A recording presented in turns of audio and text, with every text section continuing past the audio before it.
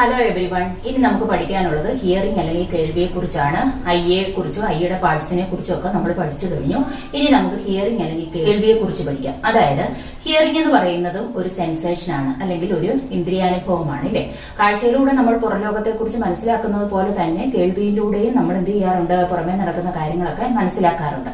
അപ്പൊ ഈ ഹിയറിംഗിന് ഹെൽപ്പ് ചെയ്യുന്നത് ഇയർ ആണ്, അല്ലെങ്കിൽ ചെവികളാണ് അല്ലെ. അപ്പം ഹിയറിംഗ് അല്ലെങ്കിൽ കേൾവിക്ക് സഹായിക്കുന്നത് ഇയർ ആണ്. ഇയറിനോടൊപ്പം തന്നെ ബ്രെയിനും ഇതിന് സഹായിക്കുന്നുണ്ട്. അപ്പം ഇയേഴ്സും അതുപോലെ തന്നെ ബ്രെയിനും കൂടി ചേർന്ന് അവരുടെ രണ്ടുപേരുടെയും കമ്പൈൻഡ് ആക്ഷൻ മൂലമാണ് നമുക്ക് കേൾവി അനുഭവപ്പെടുന്നത്. അപ്പൊ ഇനി നമുക്ക് പഠിക്കാനുള്ളത് ഇയറിനെ കുറിച്ചാണ്. അപ്പൊ ഇയർ എന്ന് പറയുമ്പോൾ നമുക്ക് ഹിയറിംഗിനും ഹെൽപ്പ് ചെയ്യുന്നുണ്ട്, അതോടൊപ്പം തന്നെ ബോഡി ബാലൻസിങ്ങും മെയിൻറ്റെയിൻ ചെയ്യാനായിട്ടും സഹായിക്കുന്നുണ്ട്. അതായത് ശരീര തുലനാവസ്ഥ പാലിക്കുന്നതിനും ഇയേഴ്സ് സഹായിക്കാറുണ്ട്. അതായത് നമ്മൾ നേരെയൊക്കെ നിൽക്കാനായിട്ട് സഹായിക്കുന്നത് എന്താണ്, നമ്മളുടെ ചെവികളാണ്. അപ്പൊ ഇവിടെ എന്ന് പറയുന്നത് ഹിയറിംഗിനും അതോടൊപ്പം തന്നെ ബോഡി ബാലൻസിങ് മെയിൻറ്റെയിൻ ചെയ്യാൻ, അതായത് ശരീര തുലനനില പാലനത്തിനും സഹായിക്കുന്ന ഓർഗൻസ് ആണ് ഏതെന്ന് പറയുന്നത് ഇയേഴ്സ്. ഇയേഴ്സിന് 3 പാർട്സ് ആണുള്ളത്. ഔട്ടർ ഇയർ അല്ലെങ്കിൽ ബാഹ്യകർണം, മിഡിൽ ഇയർ അല്ലെങ്കിൽ മധ്യകർണം, അതുപോലെ തന്നെ ഇന്നർ ഇയർ അല്ലെങ്കിൽ ആന്തരകർണം. അതായത് നമ്മളുടെ ചെവിയെ 3 പാർട്സ് ആയിട്ടാണ് തിരിച്ചിരിക്കുന്നത്: outer ear, middle ear and inner ear. അപ്പൊ ഇതിനകത്തിലെ ഔട്ടർ ഇയർ അല്ലെങ്കിൽ ബാഹ്യകർണം എന്ന് പറഞ്ഞു കഴിഞ്ഞാൽ നമ്മുടെ ചെവിയുടെ പുറമെ കാണുന്ന ഭാഗങ്ങളെയാണ് ഏതിൽ ഉൾപ്പെടുത്തിയിരിക്കുന്നത്, ഔട്ടർ ഇയർ അല്ലെങ്കിൽ ബാഹ്യകർണം. അപ്പൊ നമ്മുടെ ചെവിയുടെ പുറമെ കാണുന്ന ഭാഗം എന്ന് പറയുന്നത് ഏതാണ്, പിന്ന അല്ലെങ്കിൽ ചെവിക്കുടയാണ്. അപ്പൊ ഈ പിന്നയും അതുപോലെ തന്നെ പിന്നയിൽ നിന്നും ഒരു കനാല് പോകുന്നുണ്ട്. അതിനെ വിളിക്കുന്ന പേര് ഓഡിറ്ററി കനാൽ അല്ലെങ്കിൽ കർണനാളം. അപ്പൊ ഈ പിന്നയും ഓഡിറ്ററി കനാലും കൂടി ചേർന്നതാണ് ഏതെന്ന് പറയുന്നത് ഔട്ടർ ഇയർ അല്ലെങ്കിൽ ബാഹ്യകർണം. അപ്പം ഔട്ടർ ഇയർ അല്ലെങ്കിൽ ബാഹ്യകർണത്തിന്റെ പാർട്സ് ഏതൊക്കെയാണ്? പിന്ന അല്ലെങ്കിൽ ചെവിക്കുട, ഓഡിറ്ററി കനാൽ അല്ലെങ്കിൽ കർണനാളം. അപ്പൊ ഇതിനകത്തിലെ പിന്ന അല്ലെങ്കിൽ ചെവിക്കുട എന്ന് പറയുമ്പോൾ അതിന്റെ functions direct sound waves into the auditory canal. അതായത് പുറമേ നിന്നും വരുന്ന ശബ്ദ തരംഗങ്ങളെ പിന്നെയാണ് എവിടോട്ട് കടത്തിവിടുന്നത്, ഓഡിറ്ററി കനാൽ അല്ലെങ്കിൽ കർണനാളത്തിലേക്ക്. അപ്പം സൗണ്ട് വേവ്സ് അല്ലെങ്കിൽ ശബ്ദ തരംഗങ്ങളെ കർണനാളത്തിലേക്ക് നയിക്കുന്ന പാർട്ടാണ് ഏതെന്ന് പറയുന്നത് പിന്ന. ഇനി അതുപോലെ തന്നെ ഏത് ഡയറക്ഷനിൽ നിന്നുമാണ് സൗണ്ട് വരുന്നത് എന്ന് നമ്മളെ മനസ്സിലാക്കാൻ സഹായിക്കുന്നതും എന്ത് തന്നെയാണ്, പിന്നെയാണ്. അപ്പൊ പിന്നെയാണ് ഡയറക്ഷൻ ഓഫ് സൗണ്ട് ഐഡന്റിഫൈ ചെയ്യാനായിട്ട് ഹെൽപ്പ് ചെയ്യുന്നു. അതായത് help to identify the direction of sound, ശബ്ദത്തിന്റെ ദിശ തിരിച്ചറിയാൻ സഹായിക്കുന്നു. ദെൻ ഇത് കൂടാതെ തന്നെ ഓഡിറ്ററി കനാലിനെ ഫോറിൻ പാർട്ടിക്കിൾസ് അല്ലെങ്കിൽ അന്യവസ്തുക്കളിൽ നിന്ന് സംരക്ഷിക്കുന്നു. അപ്പൊ എന്തൊക്കെയാണ് പിന്നയുടെ ഫംഗ്ഷൻസ് എന്ന് പറയുന്നത്? അതായത് പിന്നെ direct sound waves into the auditory canal, ശബ്ദ തരംഗങ്ങളെ ഓഡിറ്ററി കനാൽ അല്ലെങ്കിൽ കർണനാളത്തിലേക്ക് നയിക്കുന്നു. Help to identify the direction of sound, അതായത് ശബ്ദത്തിന്റെ ദിശ തിരിച്ചറിയാൻ സഹായിക്കുന്നു. അതുപോലെ തന്നെ protect the auditory canal from foreign particles, അന്യവസ്തുക്കളിൽ നിന്നും നമ്മളുടെ കർണനാളത്തെ ഒരു പരിധി വരെ പ്രൊട്ടക്ട് ചെയ്യാനും എന്ത് സഹായിക്കുന്നുണ്ട്, പിന്നെ സഹായിക്കുന്നുണ്ട്. ഇനി പിന്നയിൽ നിന്നും ഉള്ളിലേക്ക് പോകുന്ന ഒരു കനാൽ അല്ലെങ്കിൽ ഒരു കുഴലാണ് ഏതെന്ന് പറയുന്നത് ഓഡിറ്ററി കനാൽ അല്ലെങ്കിൽ കർണനാളം. അപ്പൊ ഈ സൗണ്ട് വേവ്സ് അല്ലെങ്കിൽ ശബ്ദ തരംഗങ്ങൾ കടന്നു പോകുന്ന, അതായത് മിഡിൽ ഇയറിലേക്ക് പോകുന്നത് വഴിയാണ് ഓഡിറ്ററി കനാലിലൂടെയാണ്. അപ്പൊ ഈ ഓഡിറ്ററി കനാലിലൂടെ പോകുന്ന സൗണ്ട് വേവ്സ് ചെന്ന് തട്ടുന്ന ഒരു മെംബ്രെയിനിലാണ്. ആ മെംബ്രെയിനെ വിളിക്കുന്ന പേരാണ് ടിംബാനം എന്ന് വിളിക്കും. ഈ ടിംബാനം എന്ന് പറയുന്നത് മിഡിൽ ഇയറിന്റെ പാർട്ടാണ്. അപ്പൊ ഇവിടെ എന്ന് പറയുന്നത് ഈ ഓഡിറ്ററി കനാലിലൂടെ സൗണ്ട് വേവ്സ് എവിടേക്ക് എത്തുന്നു, ടിംബാനത്തിലേക്ക് എത്തുന്നു. ഇനി ഈ ഓഡിറ്ററി കനാലിനകത്തില് ഹെയർ അല്ലെങ്കിൽ രോമങ്ങളുണ്ട്. ഇതെന്ന് പറയുന്നത് ഫോറിൻ പാർട്ടിക്കിൾസ്, അന്യവസ്തുക്കളൊക്കെ വരുമ്പോൾ അതിനെ തടഞ്ഞു നിർത്തുന്നതിന് സഹായിക്കുന്നു.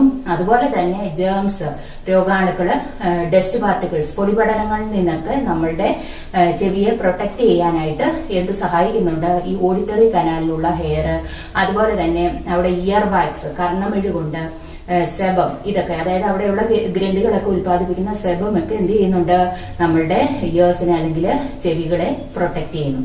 അപ്പം ഓഡിറ്ററി കനാലിലുള്ള ഹെയർ, ഇയർ വാക്സ്, സെബം തുടങ്ങിയവ ഡസ്റ്റ് പാർട്ടിക്കിൾസിൽ നിന്നും ജേംസിൽ നിന്നും ഒക്കെ നമ്മളുടെ ഇയറിനെ പ്രൊട്ടക്ട് ചെയ്യുന്നു.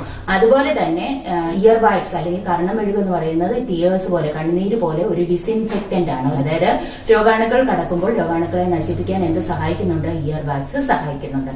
ഔട്ടർ ഇയർ അല്ലെങ്കിൽ ബാഹ്യകർണത്തിന് 2 ഭാഗങ്ങളാണ് ഉള്ളത്, പിന്ന ആൻഡ് ഓഡിറ്ററി കനാൽ. പിന്ന എന്ന് പറയുന്നത് help to direct sound waves into the auditory canal, help to identify the direction of sound, protects the auditory canal from foreign particles. Next part എന്ന് പറയുന്നത് auditory canal അല്ലെങ്കിൽ കർണനാളമാണ്.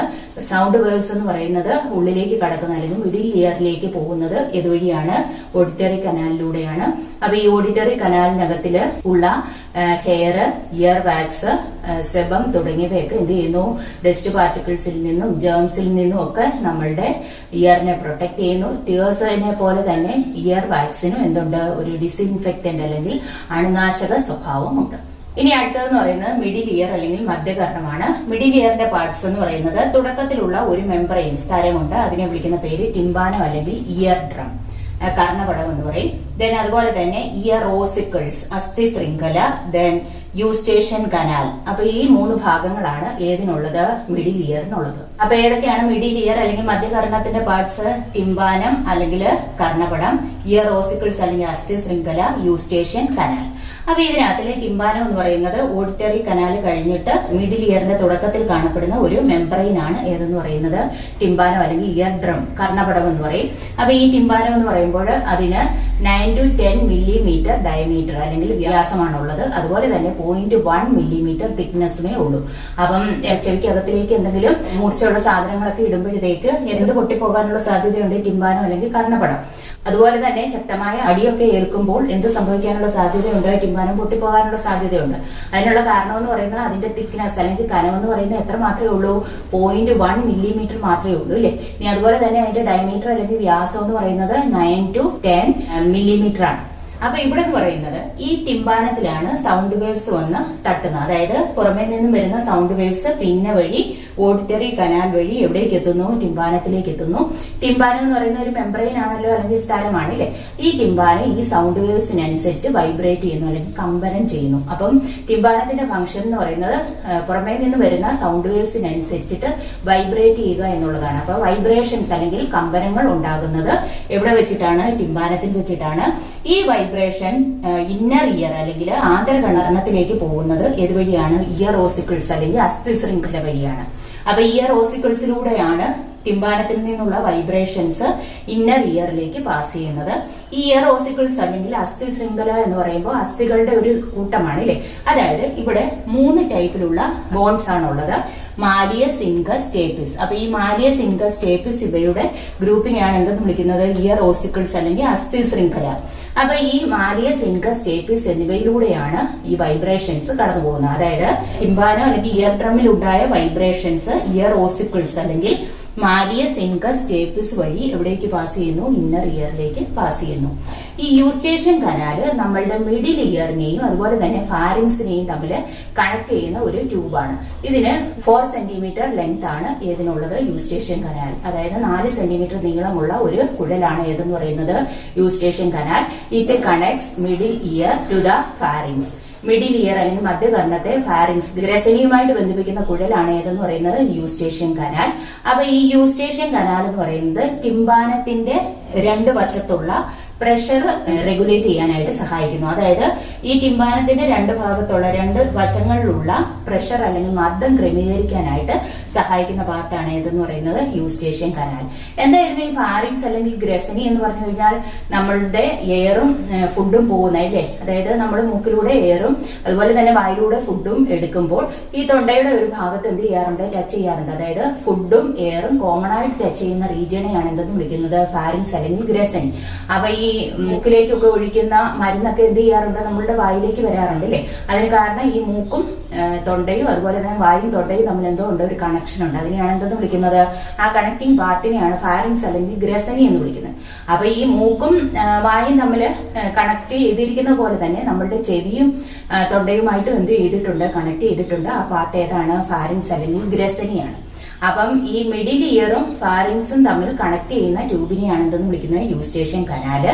ഇതെന്ത് ചെയ്യുന്നു, it regulates pressure on both sides of the tympanum. ടിംബാനത്തിന്റെ 2 വശങ്ങളിലുള്ള മർദ്ദം ക്രമീകരിക്കാനായിട്ട് സഹായിക്കുന്നു. ഇനി അതുപോലെ തന്നെ ഈ ഫ്ലൂയിഡ്സും മ്യൂക്കസും ഒക്കെ യൂസ്റ്റേഷൻ ട്യൂബിലൂടെയാണ് എവിടേക്ക് എത്തുന്നത്, ഫാരിങ്സിലേക്ക് അല്ലെങ്കിൽ ഗ്രസനിയിലേക്ക് എത്തുന്നത്. അപ്പൊ ഇങ്ങനെ നമ്മളുടെ ഇയറിൽ നിന്നും മ്യൂക്കസ്, ശ്ലേഷ്മോ അതുപോലെ തന്നെ മറ്റ് ഫ്ലൂയിഡ്സ് എന്തെങ്കിലും ദ്രാവകങ്ങളോ ഒക്കെ ഫാരിങ്സിലേക്ക് എത്തുന്നത് ഏതുവഴിയാണ്, യൂസ്റ്റേഷൻ കനാൽ വഴിയാണ്.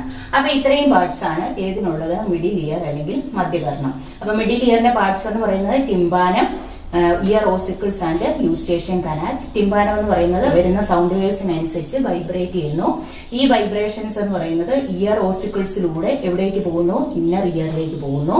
യൂസ്റ്റേഷ്യൻ കനാൽ എന്ന് പറയുന്നത് മിഡിൽ ഇയറിനെയും ഫാരിങ്സിനെയും തമ്മിൽ കണക്ട് ചെയ്യുന്നു. അതുപോലെ തന്നെ ടിമ്പാനത്തിന്റെ രണ്ട് വശത്തുള്ള പ്രഷർ റെഗുലേറ്റ് ചെയ്യാനായിട്ടും സഹായിക്കുന്നു. ഇനി നമുക്ക് പഠിക്കാനുള്ളത് ഇന്നർ ഇയർ അല്ലെങ്കിൽ ആന്തരകർണത്തെ കുറിച്ചാണ്. അതിനെക്കുറിച്ച് നമുക്ക് അടുത്ത ക്ലാസ്സിൽ പഠിക്കാം. ഇന്ന് പറഞ്ഞ കാര്യങ്ങൾ എല്ലാവർക്കും മനസ്സിലായി കാണുമെന്ന് പ്രതീക്ഷിക്കുന്നു. താങ്ക്